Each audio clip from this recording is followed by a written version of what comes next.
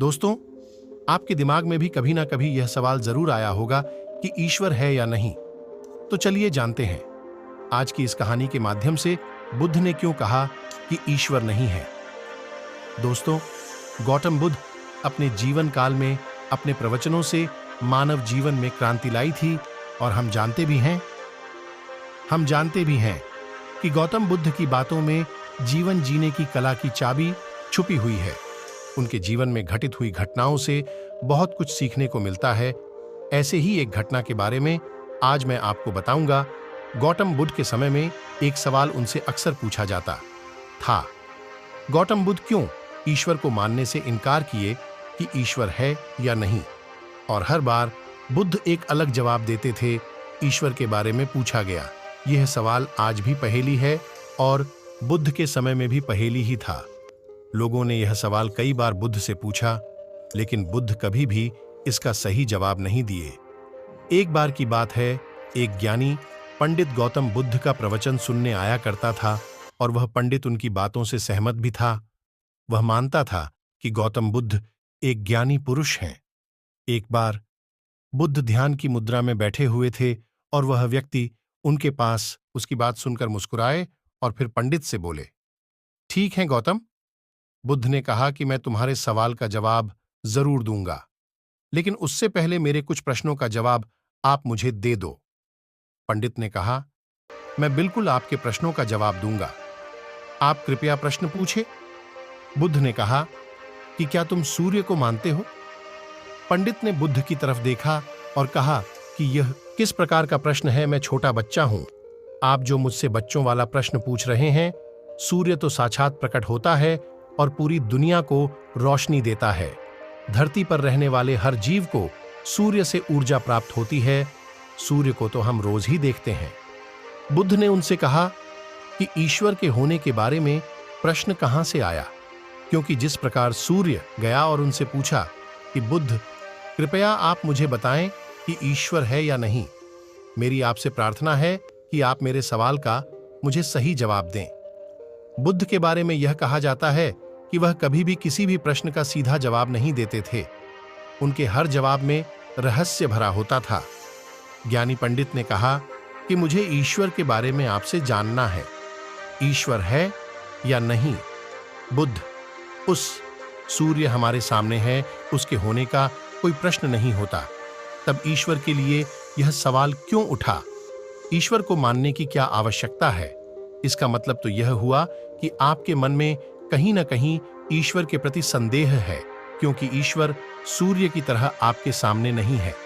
आप ईश्वर को भी बुद्धि से ढूंढने के लिए निकले हो और बुद्धि केवल उन्हीं बातों को मानती है जो उसके सामने दिखाई देता है, और ईश्वर कभी भी आपको प्रत्यक्ष रूप में सामने दिखाई नहीं देगा। अगर दिख जाए तो वह ईश्वर नहीं होगा। गौतम बुद्ध ने कहा कि तुम ईश्वर को मानते हो या नहीं। असल में यह प्रश्न ही गलत है, और गलत प्रश्न का सही उत्तर कैसे दिया जा सकता है। इसलिए अगर इस गलत प्रश्न के पूछे जाने पर और अगर किसी के उत्तर दिए जा भी इस प्रश्न की तरह ही गलत होगा। पंडित बुद्ध की बात सुनकर थोड़ा भ्रमित सा हो गया। उसने कहा कि बुद्ध, आप किस तरह की बातें कर रहे हैं, मुझे कुछ समझ नहीं आ रहा है। बुद्ध ने कहा, अगर मैं तुम्हें सीधे शब्दों में बताऊं तो इसका मतलब यह है कि ईश्वर को माना नहीं बल्कि जाना जा सकता है। अगर तुम मुझसे यह प्रश्न करते कि मैं ईश्वर को जानना चाहता हूं तो मैं तुम्हारी मदद कर सकता था, और जिस दिन तुम ईश्वर को जान जाओगे उस ईश्वर की व्याख्या तुम सीधे कभी नहीं कर पाओगे। लेकिन लोगों को ईश्वर के दर्शनों का स्वाद चखने में मदद जरूर कर सकते हो। तुम कभी अपना अनुभव किसी को दे नहीं सकते हो, लेकिन किसी को अनुभव कराने में सहायता जरूर कर सकते हो। दोस्तों, आपने बुद्ध के जीवन की कितनी कहानियां किससे सुने होंगे। वहां आपने देखा होगा कि बुद्ध ने कभी भी ईश्वर के बारे में स्पष्ट नहीं कहा, और इसकी वजह से कई बार बुद्ध के ऊपर उंगलियां भी उठीं। लोगों ने यहां तक कहा कि बुद्ध कुछ भी नहीं जानते, क्योंकि बुद्ध इस तरह के प्रश्नों का ठीक से उत्तर कभी नहीं देते थे। गौतम बुद्ध इस तरह के प्रश्नों से हमेशा बचा करते थे, क्योंकि ईश्वर और आत्मा के संबंध में कोई उत्तर दिया ही नहीं जा सकता है, और अगर कभी देना भी पड़े तो वह उदाहरण के माध्यम से उसे समझाने का प्रयास करते थे, क्योंकि ईश्वर और आत्मा के संबंध में कोई उत्तर दिया ही नहीं जा सकता है। यह संभव ही नहीं है। और मेरा यह मानना है कि बुद्ध को सचमुच ज्ञान प्राप्त हुआ था।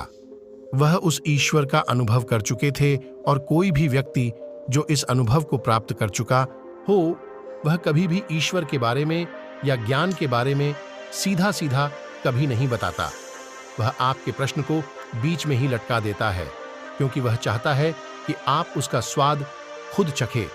गौतम बुद्ध ने कभी वह गलती नहीं की जो आज के कुछ धर्मगुरु कर रहे हैं।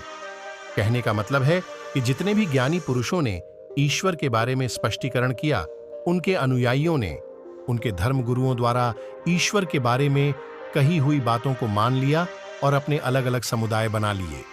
फिर क्या हुआ? आप यह देख ही रहे हैं।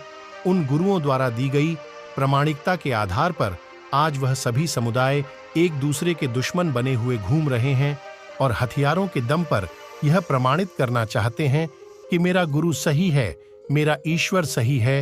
वह लोग यह कहते हैं कि तुम अपनी ईश्वर को छोड़ो और हमारे ईश्वर को मानो, क्योंकि हमारा ईश्वर सत्य है। अगर कोई व्यक्ति ईश्वर की सीधी व्याख्या कर देगा तो अज्ञानियों की भीड़ उसकी बातों को मान लेगी। वह भी ईश्वर का अनुभव कभी नहीं करेगी। वह भीड़ तो केवल आपकी कही गई बातों के आधार पर किताबें लिख देगी और हाथ में तलवार लेकर चल पड़ेगी कि हम अपने समुदाय को बढ़ाएंगे, अपने धर्म को बढ़ाएंगे, प्रचार प्रसार करेंगे। शायद बुद्ध इस बात को जानते थे, इसीलिए उन्होंने कई बार ईश्वर के वजूद को भी नकारा। इनकार इसलिए किया कि आपकी प्यास और गहरी हो सके, आप उसको जानने के लिए उतावले हो जाए। अगर बुद्ध ईश्वर के बारे में सीधे सीधे कह दें तो भीड़ आसानी से उनकी बात मान जाएगी।